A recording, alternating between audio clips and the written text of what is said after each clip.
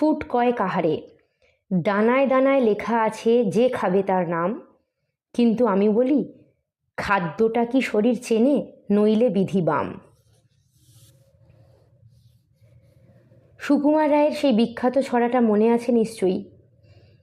খাই খাই করো কেন, এসো বসো আহারে, খাওয়াবো আজব খাওয়া, ভোজ কয় যাহারে।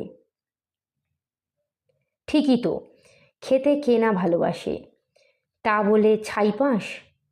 আরে বাবা, তার আগে তো বুঝতে হবে কোন খাবারটা শরীরের বন্ধু আর কোনটা শত্রু।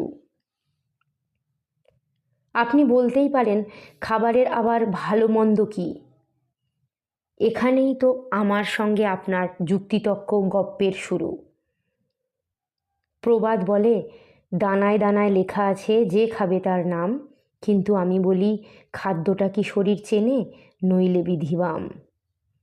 কারণ খাবার যেমন আমাদের জীবনকণা, তেমনই ধীর মৃত্যুর স্থির কারণ।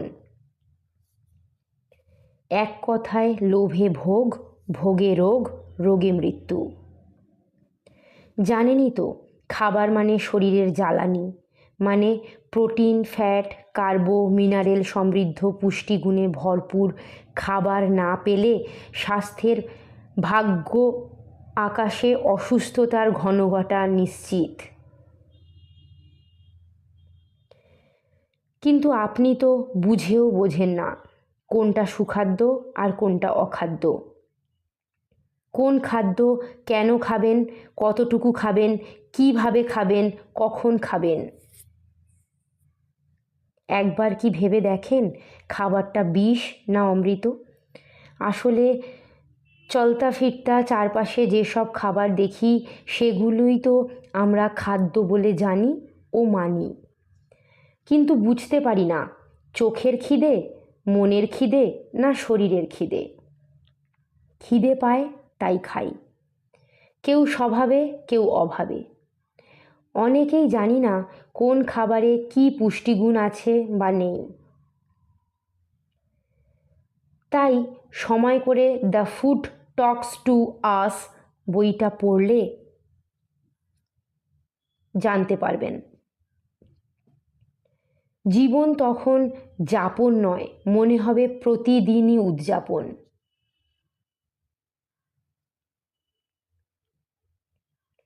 উনিশশো 99 সালে মার্কিন জীববিজ্ঞানী গন্টর ব্লবেল নোবেল পেয়েছিলেন তো এই বইটি লিখেই।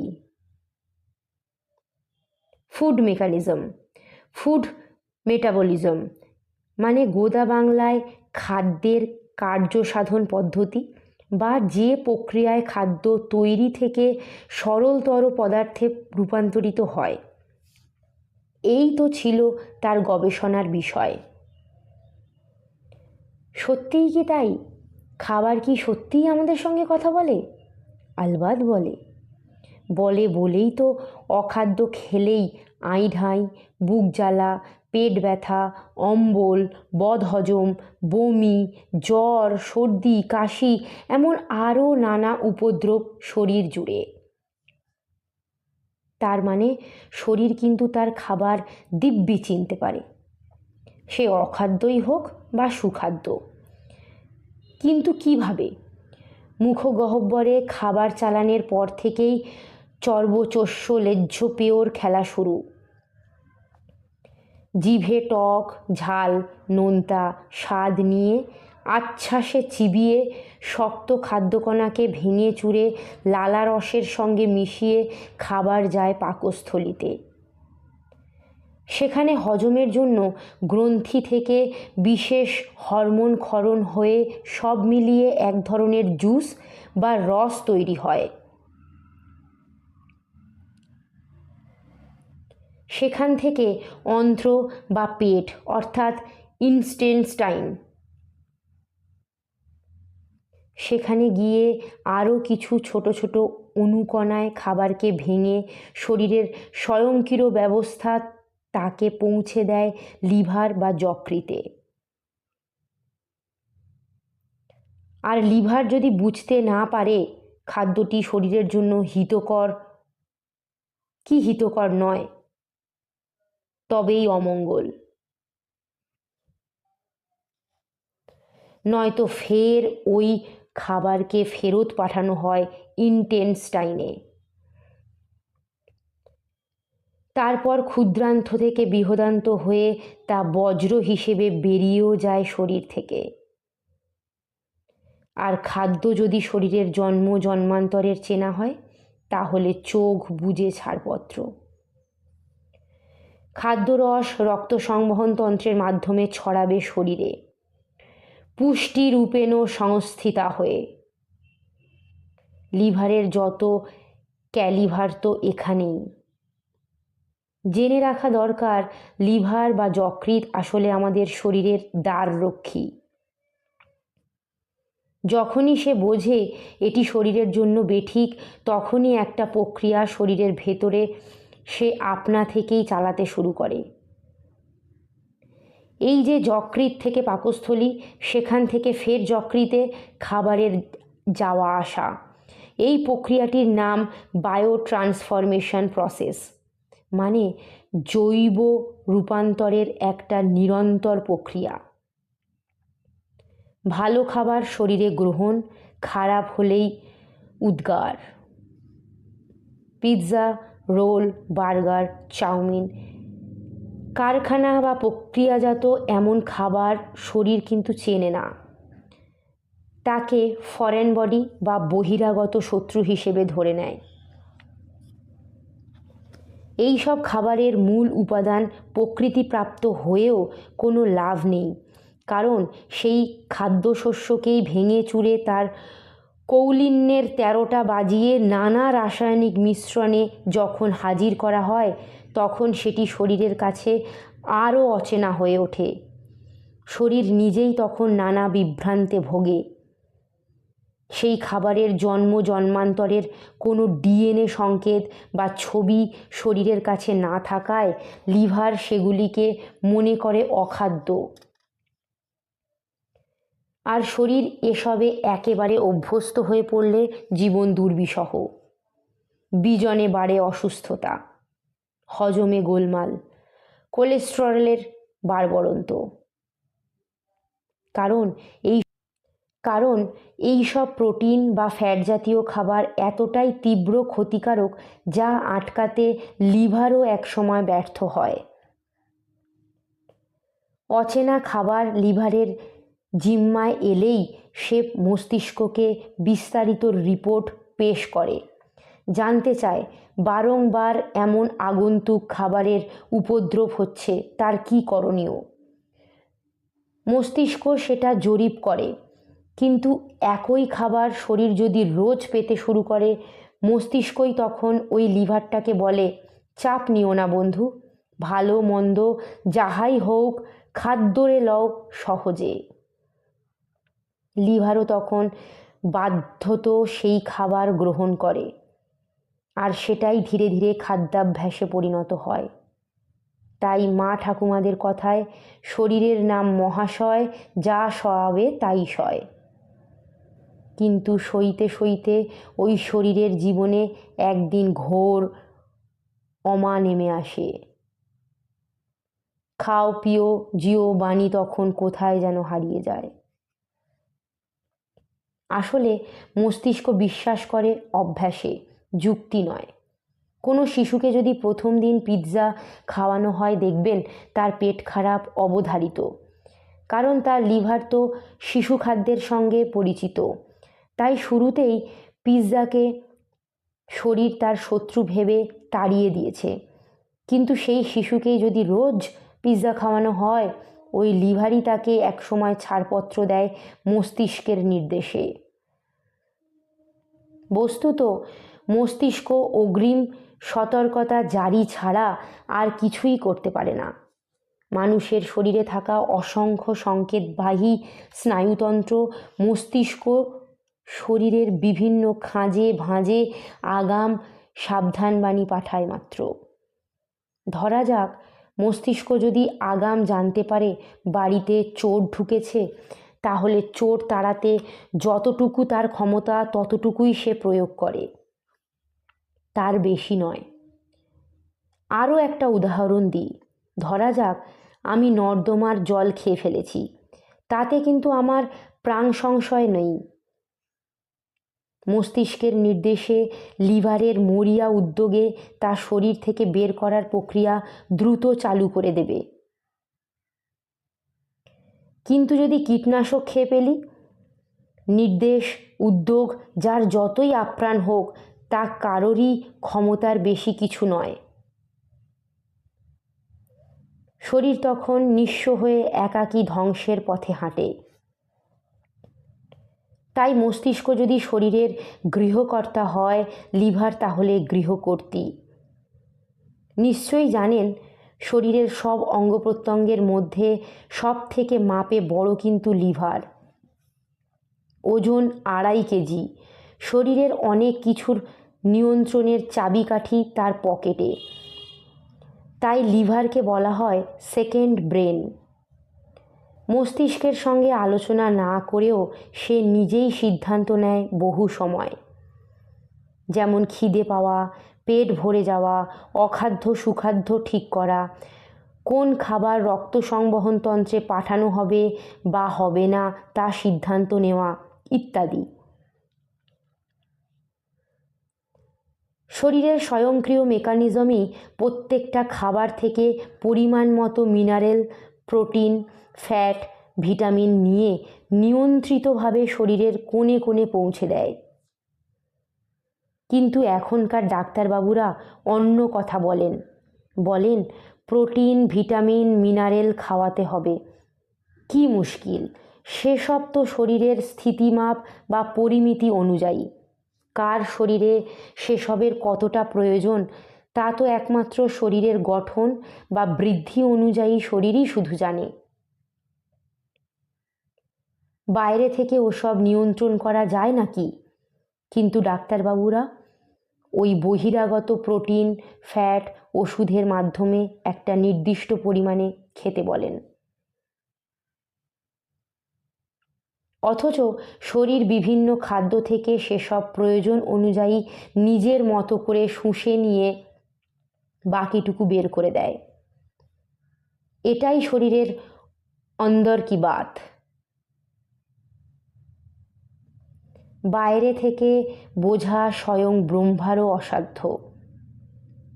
আর একটা কথা, শরীর যে নিয়মে বর্জ্য করে অতিরিক্ত খাবার বের করে দেয় তার নাম টক্সিকোলজি। লিভারই তার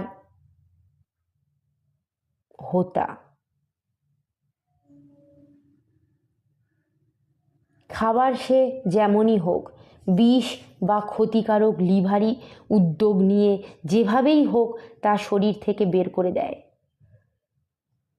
আর যে প্রক্রিয়ায় অখাদ্য কুখাদ্যকে রুখে দেওয়া হয় তার নাম হারমেসিস।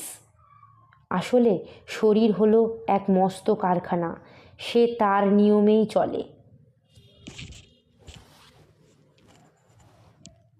আচ্ছা, কখনো ভেবে দেখেছেন আমরা যখন খাবার খাই সেটা কি শুধুই মুখ বা জিভ দিয়েই? না, চোখ, কান, নাকও তাতে সামিল হয়। ধরুন রাস্তায় যেতে যেতে এক ঝাঁকা আম দেখেই হঠাৎ খাওয়ার ইচ্ছে পেয়ে বসলো। আমাদের শরীরের ডিএনএ কোডের সঙ্গে ওই ফলটির যেহেতু জন্ম জন্মান্তরের পরিচয়, তাই আগ্রহটা বেশিই জন্মালো। জানবেন, ঠিক এভাবেই প্রতিটা ফল, শাকসবজি যা প্রকৃতিজাত তার একটা স্পষ্ট ছবি কিন্তু আমাদের মস্তিষ্কের হার্ড ডিস্কে এক্কেবারে জন্ম থেকে স্ক্যান করে গাঁথা আছে। তাই বস্তুটা যখন চোখে দেখলাম তখন মস্তিষ্কই বলে দিল, আরে ক্যা বাত! আম যে! সেটা হাতে ধরে নাকে সুবাস নিতেই শরীরের ভেতরে শুরু হলো হরমোন ক্ষরণ। শরীর তখন তৈরি হলো আম খাওয়ার জন্য। জিভে দিতেই স্বাদ পেলাম। টক হলে একরকম হজমিক্ষরণ, মিষ্টি হলে অন্নক্ষরণ। পথে ফুচকা দেখলেই সেই একই গল্প। গালের ভেতরে আগাম অত্যুৎসাহী লালা নিঃসরণ। এও সেই হরমোনেরই কেরামতি। সুতরাং খাদ্য হজমের স্বার্থে আমাদের শরীরে বহু রকম হরমোনের উপস্থিতি থাকে। শুধু প্রয়োজন অনুযায়ী তারা জেগে ওঠে। হরমোনের এই যে অসংখ্য মিশ্রণ, এটা কিন্তু একটা হারমোনি। আসলে শরীর যখন কোনো খাবার পায় তখন খুব মন দিয়েই সেটা পেতে চায়। খেয়াল করবেন, ডাক্তারবাবুরা প্রায়শই বলে থাকেন টিভি দেখতে দেখতে বাচ্চাদের খাওয়াবেন না। কেন? কারণ একটাই, শিশুর চোখ তখন টিভির দিকে, খাবার নয়, সে গিলছে টিভির অনুষ্ঠান। ফলে পাকস্থলী টেরই পেল না বস্তুটা কি, মিষ্টি, ফল, এগরোল নাকি ভাত। আপনি ভাবলেন যাক বাবা, টিভি দেখতে দেখতে পুরো খাবারটা ভুলিয়ে খাইয়ে দিলাম, শরীরে পুষ্টি গেল। ঘোড়ার ডিম। ওই খাদ্যের জন্য যে হরমোনের আগাম প্রস্তুতি দরকার তা তৈরির সময়ই পেল না শরীর।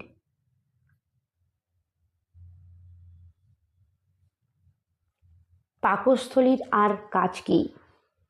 সে সাত তাড়াতাড়ি কোনোভাবে সেটাকে হজমের চেষ্টা করলো, কিছুটা পারল, অনেকটা পারল না, আর তারপরেই শরীরের ছন্দপতন। তাই খাবার হজমের জন্য হারমোনি অর্থাৎ একটা বিশেষ ছন্দ তৈরি না হলে যেমন গ্যাস, অম্বলের উৎপাত অবশ্যম্ভাবী, তেমনি খাওয়ার সময় শুধু মুখগহ্বরই নয়, চোখ, নাক, দাঁত অর্থাৎ শরীরের সমস্ত অঙ্গের ব্যবহারও যথেষ্ট জরুরি।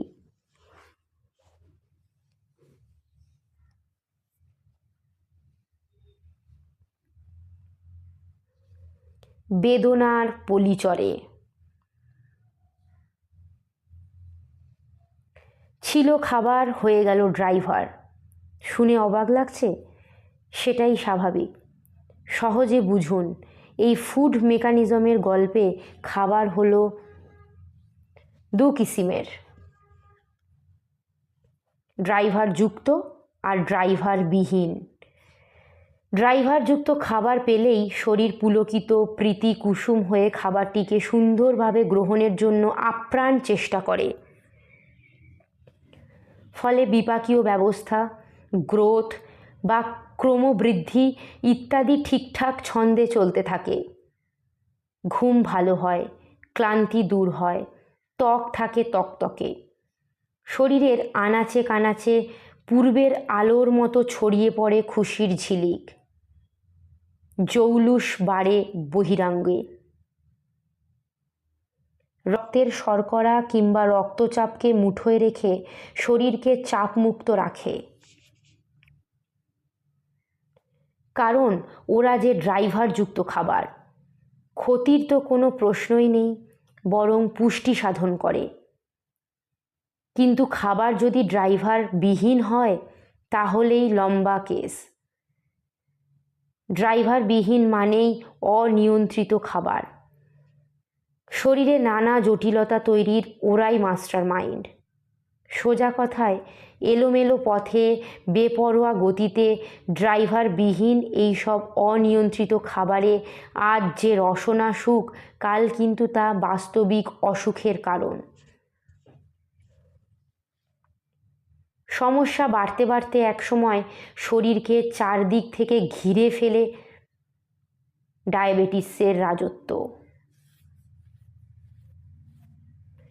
ড্রাইভারবিহীন খাবার শরীরে ব্লাড সুগারের পরিমাণ বাড়িয়ে দেয়, সঙ্গে অম্বল, গলা, বুক জ্বালা, বদহজম। একইভাবে হৃদযন্ত্রের যে কোনো সমস্যা সেও ওই অপরিণত ড্রাইভারবিহীন খাদ্য থেকে বেরোনো ফ্যাট, কোলেস্ট্রল ইত্যাদির মহাদান।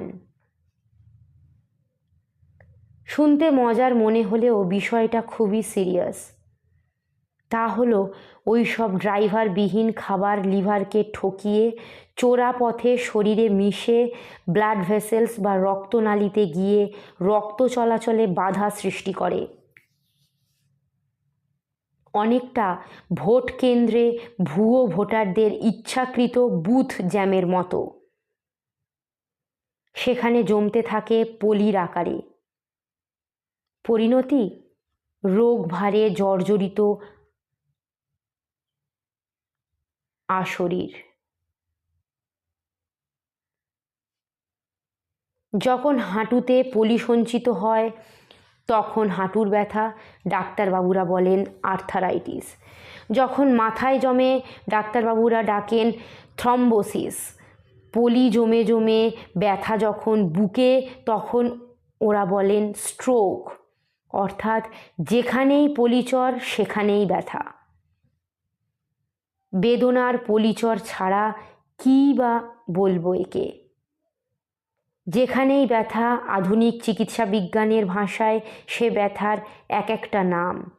সমস্যার কারণ কিন্তু ঘুরে ফিরে একটাই, অনিয়ন্ত্রিত প্রক্রিয়াজাত প্যাকেটজাত খাবার আর অনিয়ন্ত্রিত জীবনযাপন। রক্ত সংবহনতন্ত্রে এই সব খাবার যখন দিনের পর দিন ফ্যাট, প্রোটিন, জমজমাট পলির সৃষ্টি করে, তখন ব্লাড ফ্লুইড বা রক্তরসের স্বাভাবিক যাওয়া আসায় বাধা সৃষ্টি হয়। প্রেশার বা চাপ অনুভব করে শরীর। চিকিৎসা বিজ্ঞানে তারই নাম ব্লাড প্রেশার।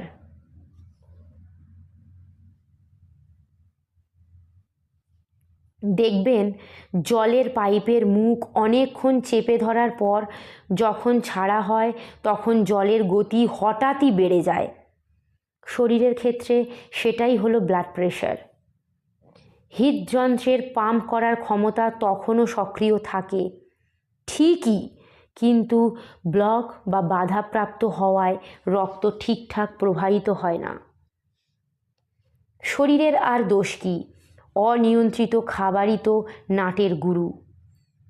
শরীরের বিভিন্ন জায়গায় গিয়ে তারা বাসা বাঁধে। একমাত্র প্রকৃতিজাত খাবার সরাসরি পেলে তবেই তা নিয়ন্ত্রিত খাবার হিসেবে চিহ্নিত হয় শরীরের কাছে। ফল বা কোনো শাকসবজি মাইক্রোস্কোপের নিচে রাখলে দেখবেন অনেক জীবন্ত উৎসেচকের চলাফেরা। এই উৎসেচকই শরীরকে পুষ্টি যোগায়। এগুলোই আসলে খাবারের ড্রাইভার। প্রতিটা খাবারেরই নিজস্ব ড্রাইভার আছে। সেই ড্রাইভার শরীরের বিভিন্ন জায়গায় পৌঁছে যায় আর লিভার সেখানে ট্রাফিক পুলিশের কাজ করে। পুলিশের সংকেত বুঝে ড্রাইভার কখনো হৃৎপিণ্ডে, কখনো মস্তিষ্কে, কখনো হাড়ে, শরীরের বিভিন্ন জায়গায় ছড়িয়ে পড়ে। জানবেন, ড্রাইভারজনিত খাবার যদি লিভারের সম্মতি পেয়ে শরীরে প্রবেশ করে, সেই খাবার কখনো শরীরের ক্ষতি করে না। ধরা যাক আপনি ডায়াবেটিক, কিন্তু খুব আম খেতে ভালোবাসেন। ডাক্তারবাবুরা শুনেই রে রে করে ওঠেন, আমের হিসেব বেঁধে দেন। কেননা আম যেহেতু মিষ্টি ফল, তাই তাদের ধারণায় শরীরে শর্করার পরিমাণ বাড়িয়ে দেবে। কিন্তু ধারণাটি একেবারেই অমূলক। কারণ আমের মধ্যে গ্লুকোজ নয়, থাকে ফ্রুক্টোজ। যেহেতু ফল প্রকৃতিজাত, তাই তার যে উৎসেচক তারা সকলেই জীবিত, অর্থাৎ নড়ে চড়ে। আর এমন সব খাবারই ড্রাইভারযুক্ত খাবার।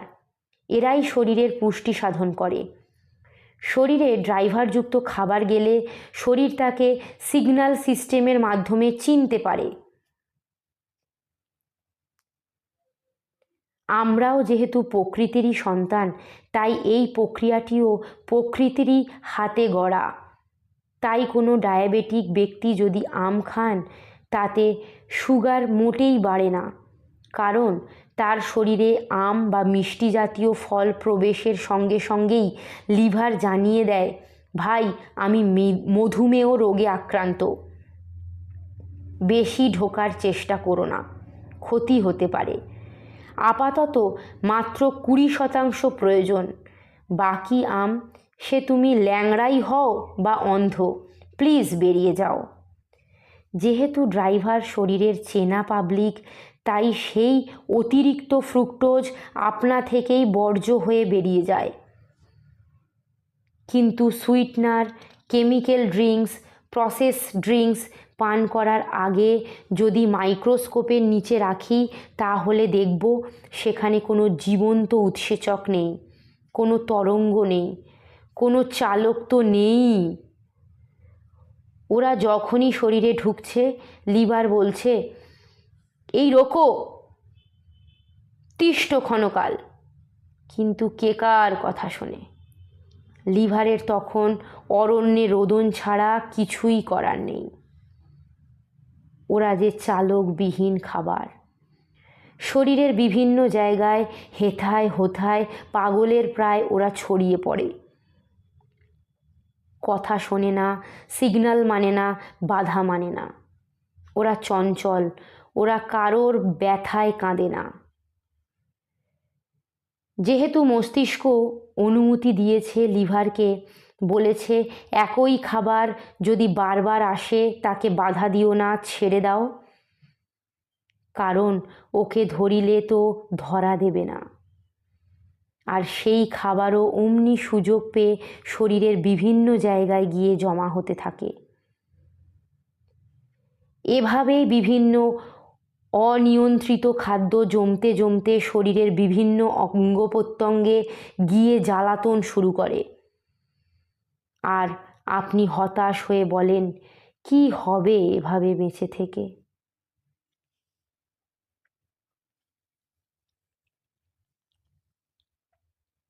সিলেবাসে নেই। যে খাবারের কোনো অস্তিত্ব জন্ম জন্মান্তরেও আপনার ব্রেন ম্যাপিংয়ে নেই, ডিএনএ সংকেতে নেই, অর্থাৎ সিলেবাসে নেই, সেই সবই অনিয়ন্ত্রিত খাবার। আবারও বলি, ড্রাইভারবিহীন খাবার আমাদের শরীরে কোনো হারমোনি তৈরি করে না, উল্টে ক্ষতি করে। আসলে খাদ্যাভ্যাস ব্যাপারটাই এক দেশের বুলি আর এক দেশের গালির মতো।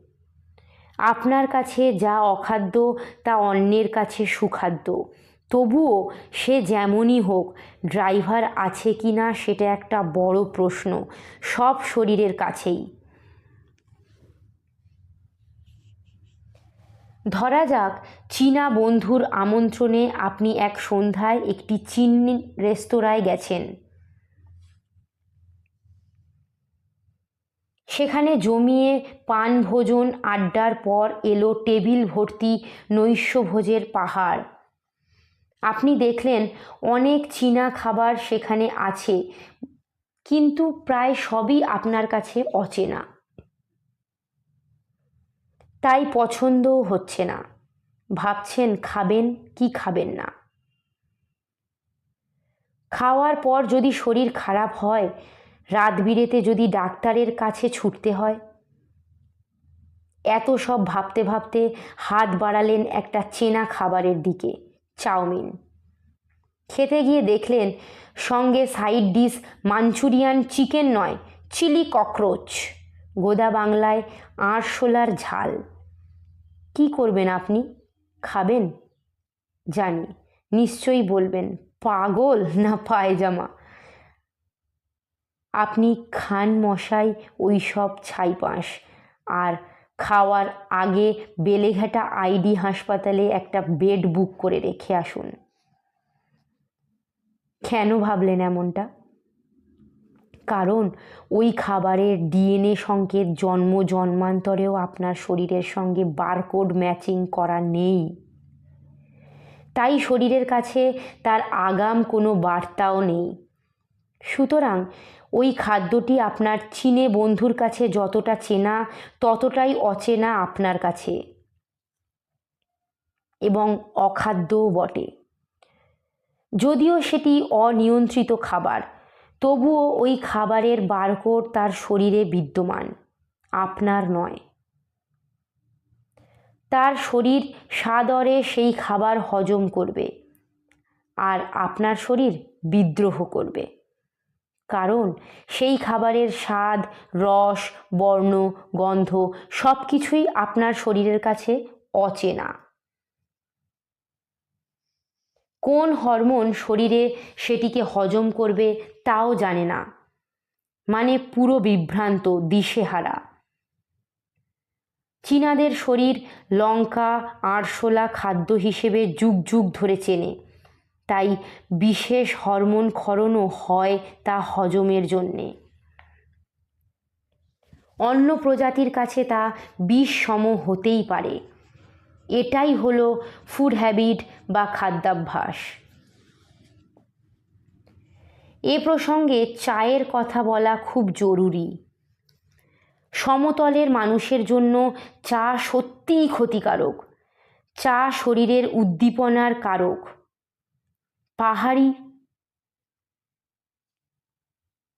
বসবাসকারীদের জন্যে আবার সেই চাই উপযুক্ত। পাহাড় মানে ঠান্ডা পরিবেশ। ঠান্ডা জায়গায় উদ্দীপনার যোগান খুব জরুরি বলেই প্রকৃতি সেখানে চা চাষের অনুকূল পরিবেশ তৈরি করে রেখেছে। কিন্তু মজার কথা হলো, চা আমাদের দেশজ ফসল নয়। প্রায় 150 বছর পিছিয়ে গেলেই দেখবেন ভারতবর্ষে কোথাও কোনো চা গাছ ছিল না। ভারতবর্ষ তখনও ভারতবর্ষই ছিল। শক, হুন্দল, পাঠান, মোঘল ছিল, বিস্তর ঐতিহাসিক ওঠাপড়া ছিল, কিন্তু কখনো চায়ের উল্লেখ আমরা পাইনি। ভারতের মানচিত্রটা একবার ভাবুন, দেখবেন সেখানে কোথাও কোনো চা গাছের অস্তিত্ব নেই। পর্তুগিজরা এদেশে এসে নিজেদের প্রয়োজনে জল, হাওয়া বিবেচনা করে পাহাড়ি অঞ্চলে চা গাছ রোপণ শুরু করলো। তখন থেকেই চা চাষ শুরু। সমতলের শরীরের কাছে যদি চায়ের প্রয়োজন সত্যিই থাকতো, তাহলে তো আলু পটলের মতো সমতলেও চা চাষের উপযোগী জল, হাওয়া থাকতো, তাই না? আমার, আপনার 14 পুরুষেরও তখন চায়ের সঙ্গে পরিচিতি ঘটতো প্রকৃতিগতভাবে।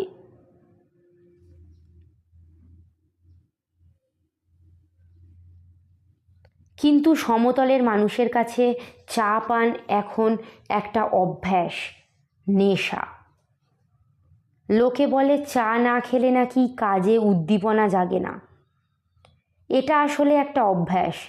6 পুরুষ আগেও মানুষের উদ্দীপনা ছিল চা পান না করেই।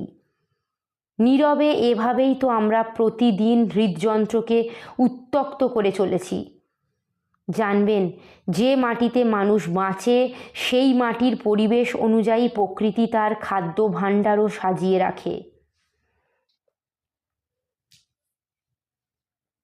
জানেনই তো, স্থান, কাল, পরিবেশ অর্থাৎ জল, হাওয়া মানবদেহের জন্য বড় ভূমিকা পালন করে।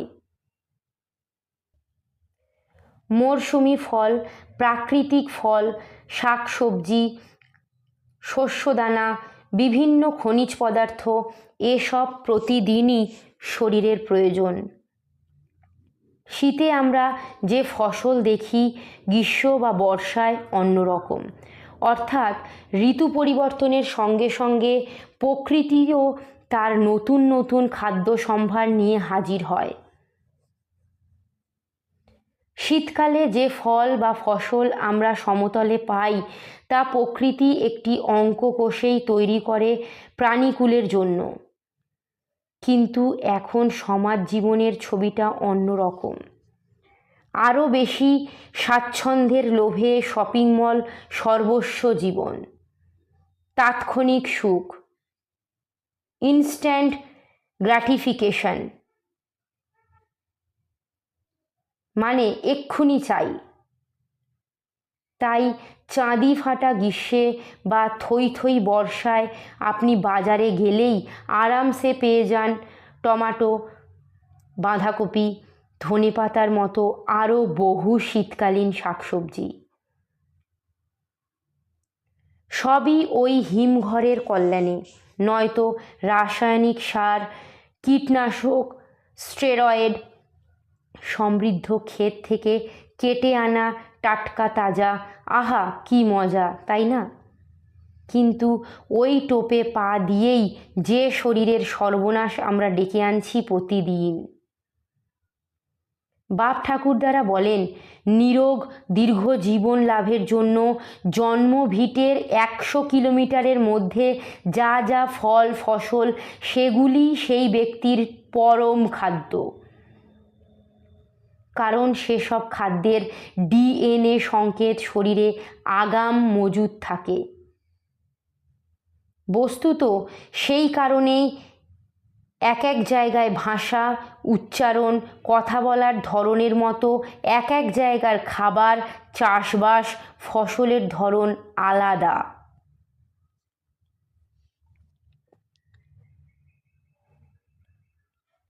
আসলে অ্যানিম্যাল প্রোটিন অর্থাৎ মাছ, মাংস, ডিম, fast food, junk food, cold drinks এসব আদৌ মানব শরীরের জন্য নয়।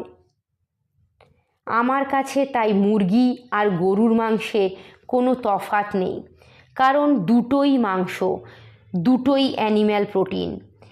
সে পাখি হলেই বা রাম গোমাংসে অভ্যস্ত নন, তাই খাওয়ার পর তার পরিপাকে গোলযোগ, ত্বকের সমস্যা প্রবল। কেন? অথচ রহিমের তো কিছুই হয়নি, সে তো বিন্দাস। কারণ খাবারটি রামের চোখ চিনলেও শরীর কোনো দিনই চেনেনি, তাই শরীরে আগাম কোনো ছন্দ তৈরি হয়নি গোমাংসের সঙ্গে। সুতরাং সে শরীরে ঢুকলে লিভার কি তাকে এমনি এমনি ছেড়ে দেবে? স্বাভাবিক নিয়মে সেও বিদ্রোহ করবে। ক্ষুধিত পাষাণের ওই পাগল মেহের আলীর মতো সেও বলবে, তফাৎ যাও, সব ঝুট হ্যায়। আসলে মুশকিলটা হলো হাতের কাছে যা পাই সেটাই আমরা খাবার ভেবে খেয়ে ফেলি। কখনো ভাবি না সেগুলি আমার জন্যে ঠিক খাদ্য কি না। মাথায় রাখতে হবে, যা শরীরের কাজে লাগে না তার কোনোটাই খাবার নয়। যেমন ধরুন, একটি প্রিম্যাচিওর বা অকালজাত কোনো শিশুর কথা। সময়ের আগেই সে যেমন পৃথিবীর আলো আগাম দেখে, তেমনই তাকে নিয়ে একটা জীবন সংশয়ও থেকে যায় কি না? ঠিক তেমনই অসময়ের ফসলেও থাকে সেই ভয়। শরীর হয়তো সেসব চিনতে পারে, কিন্তু পুষ্টির ঘরে বিগ জিরো। এটা বুঝুন যে শীতের বাঁধাকপি গ্রীষ্মকালের জন্য নয়। বাঁধাকপি ফলনের জন্য অনেক সার, রাসায়নিক, কীটনাশক, স্টেরয়েড দিতে হয় গ্রীষ্মে। অথচ হাজারো বছর আগেই প্রকৃতির এই খাদ্য সম্ভার ম্যাপিং হয়ে গেছে এইভাবে যে শীতকালীন আবহাওয়ায় মানবদেহের জন্য কড়াইশুঁটির ফলন জরুরি, বাঁধাকপি, পালং, শাকসবজি জরুরি। দেখবেন গ্রীষ্মকালে বাজারে আপনি যেসব ফসল পাবেন তার বেশিরভাগই জলে ভরা, কারণ ওই সময় আমাদের শরীর শুকিয়ে যায় বলে জল চায়। তরমুজ, ফুটি, শশা, তালশাঁস থেকে পুঁই শাক সবজিটি পর্যন্ত। কেন? যাতে মানব শরীরে জলের ভারসাম্য বজায় থাকে। শীতকালে আমাদের শরীর অনেকটাই গরম থাকে। শরীরকে ঠান্ডা রাখার জন্য, শুষ্ক রুক্ষ ত্বককে মসৃণ রাখার জন্য বাজারে তখন নানা ধরনের সবজি, ফলের দেখা মেলে, যেমন কমলা লেবু। কারণ কমলায় আছে প্রচুর ভিটামিন সি, যা শরীরের রোগ প্রতিরোধ ক্ষমতা বাড়িয়ে দেয়। মরশুম অনুযায়ী সবজি বা ফল খেলে শরীরের ভারসাম্য সত্যিই বেশ নিয়ন্ত্রণে থাকে। হজম ও রক্ত সংবহনের পথ মসৃণ হয়। ঠান্ডা লাগা শ্লেষ্মাকে রুখে দেয়। পরিপাকতন্ত্র জমজমিয়ে কাজ করে।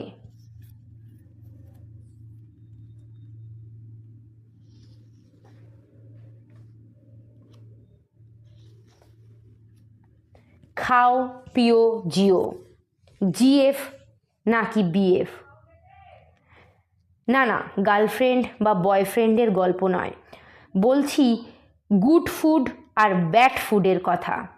স্কুলের ভালো ছেলে মেয়েদের মতো যে সব খাবারের নিয়ম মতে চলে, শৃঙ্খলা মেনে চলে, সেই নিয়ন্ত্রিত ডিসিপ্লিনড খাবারই গুড ফুড। আর যারা উত্তাল, বেপরোয়া, দুষ্কৃতি সুলভ আচরণ, বাধা মানে না, সেই সবই ব্যাড ফুড।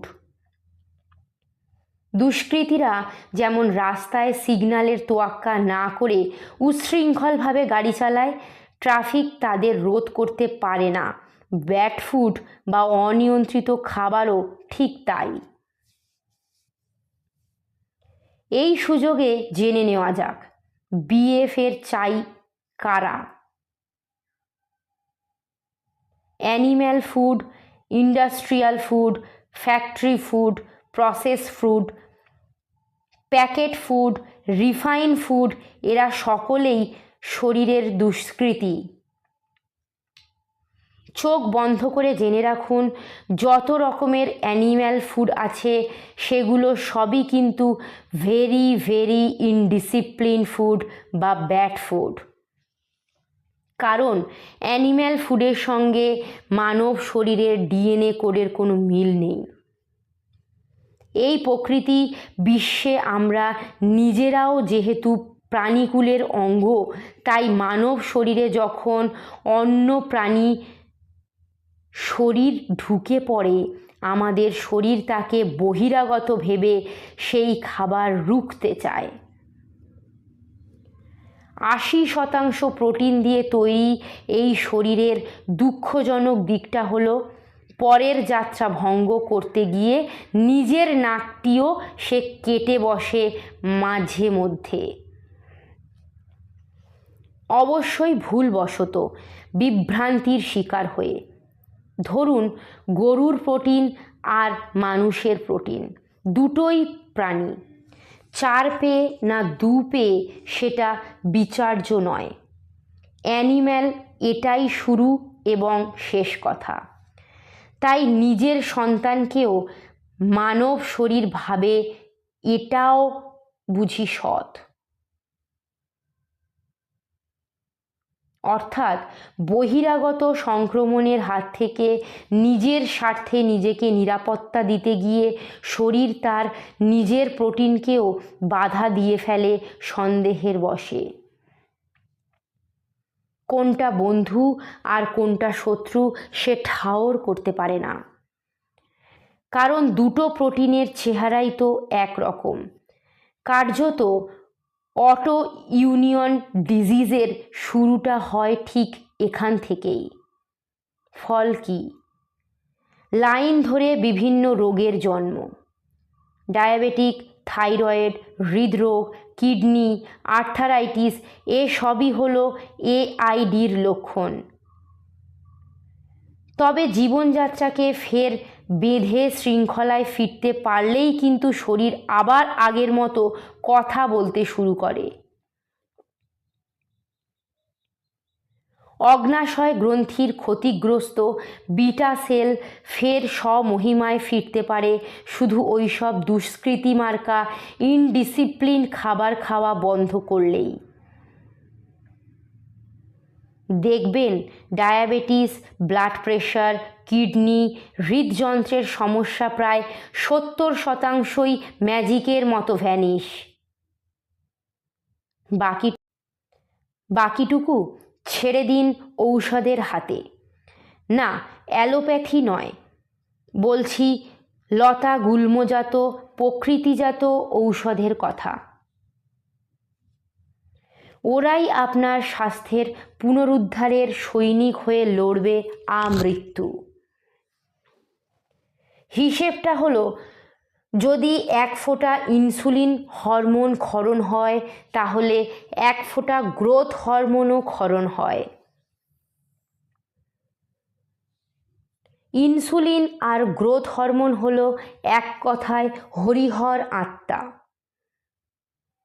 তা বলে পেট ভরে খেলেই যে বৃদ্ধি হবে তা কিন্তু নয়। দুটোরই ক্ষরণই সমান তালে হওয়া জরুরি। জানবেন, আমাদের শরীর কিন্তু খাবার চায়, তথাকথিত মেডিসিন নয়। আমাদের চোখ, চুল, কান প্রতিটি অঙ্গ প্রত্যঙ্গের জন্য শুধু নিয়ন্ত্রিত খাবার প্রয়োজন, আর কিচ্ছু নয়। তাহলেই শরীর আবার আগের মতোই ঝলমলে। এমনকি কর্কট রোগাক্রান্ত মানুষও সুস্থ জীবন ফিরে পেতে পারেন ওই খাদ্যাভ্যাসে বদল আনলেই। দুটো উদাহরণ দিই। ধরুন পাউরুটি, ভেরি ভেরি ইনডিসিপ্লিন ফুড। কেন? কারণ প্রক্রিয়াজাত, ফ্যাক্টরিজাত খাদ্য। কিন্তু গম ভিজিয়ে যদি সরাসরি খাওয়া যায়, সেটা কিন্তু ডিসিপ্লিন ফুডের তালিকায়, শরীরের উপযোগী খাদ্য। কারণ শরীরের কাছে গমের বারকোড জন্ম থেকেই বিদ্যমান। গম ভাঙিয়ে রুটি বানিয়ে খেলেও খাদ্যগুণ তখনও বজায় থাকে,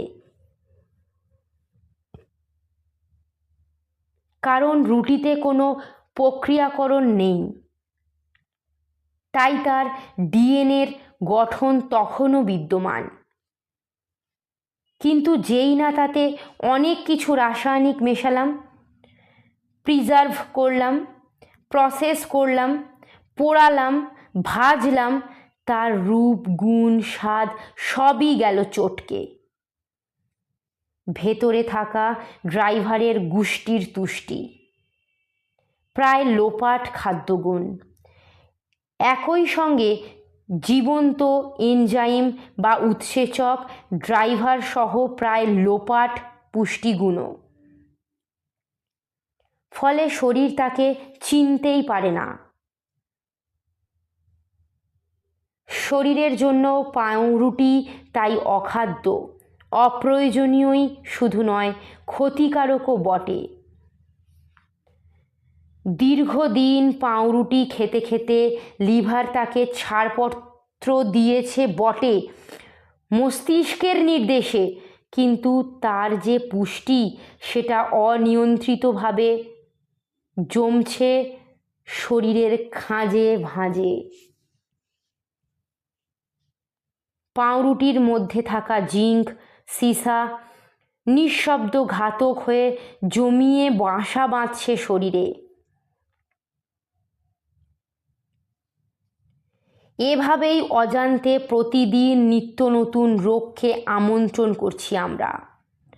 বাড়ছে কোলেস্ট্রল, ট্রাইগ্লিসারাইড, ঠান্ডা পানীয়, গরুর দুধ, সোয়াবিনের দুধ, চা, সবই কিন্তু ইনডিসিপ্লিন ফুড, ব্যাড ফুড। এবার বলি ডিসিপ্লিনড বা সুশৃঙ্খল খাবারের কথা। মানে এক কথায় প্রকৃতিজাত খাদ্য, ফল, শাকসবজি।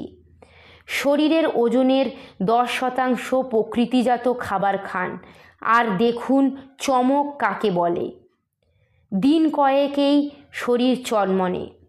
আপনি বলতেই পারেন, এসব তো আমি খেয়েই থাকি, তাহলে আর নতুন কি জানলাম? আমি বলি, শুধু খেলেই হবে? বিশদেও জানতে হবে।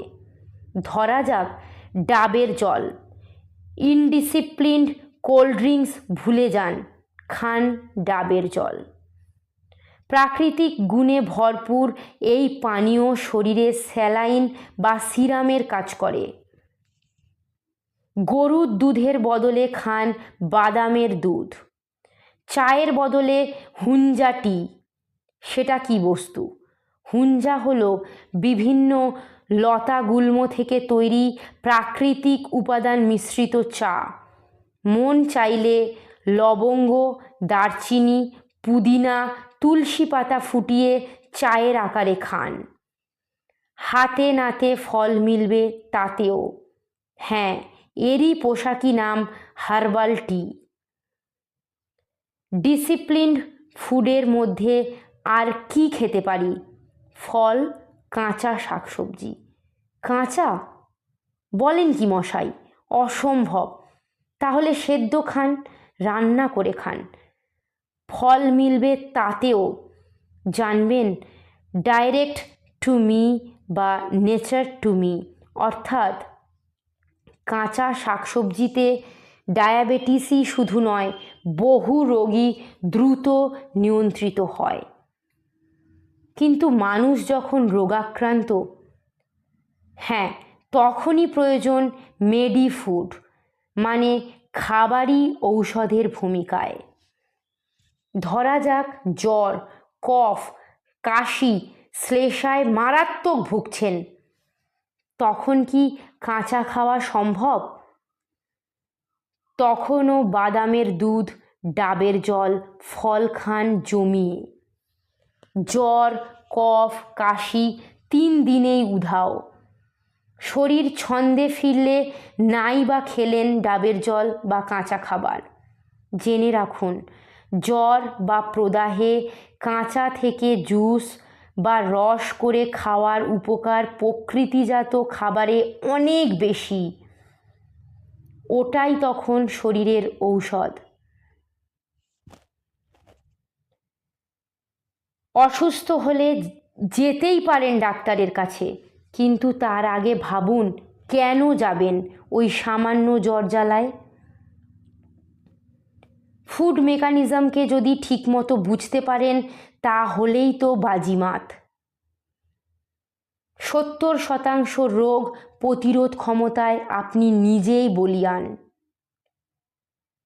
তাই মাছ, মাংস, দুধ, ঘি, মাখন জীবন থেকে ছেঁটে ফল, শাকসবজিতে ফিরুন। দেখবেন শরীর হেসে উঠবে শিশুর মতো।